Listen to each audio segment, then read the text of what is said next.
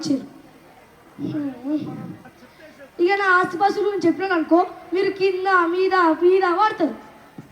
సరే ఆ తర్వాత చెప్తా. కానీ ఇప్పుడు ఇరాన్ వాడికి అమెరికాడికి యుద్ధం అవుతుంది కదా, నేను ఆడికి పోయి అరే యుద్ధం ఆపురు అని గట్టిగా ఊరినా. ఆ యుద్ధం ఆగకపోతే గుర్రం మీద ఎక్కించి ఊరేగిస్తా అని చెప్పిన. వాళ్ళు ఇక నా ముందరకు వచ్చి చేతులు పట్టుకొని ఒకటే గజ గజ ఒకటే వణుకుడు తెలుసా.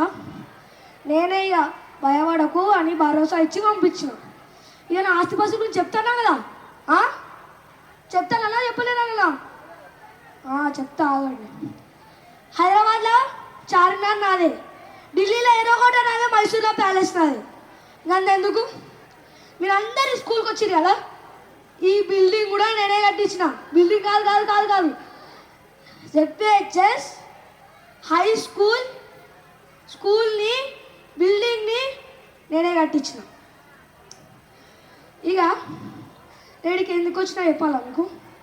సైల్మెంట్ ఏంది గట్లా చూస్తున్నారు? ఓహో సైల్మెంటా?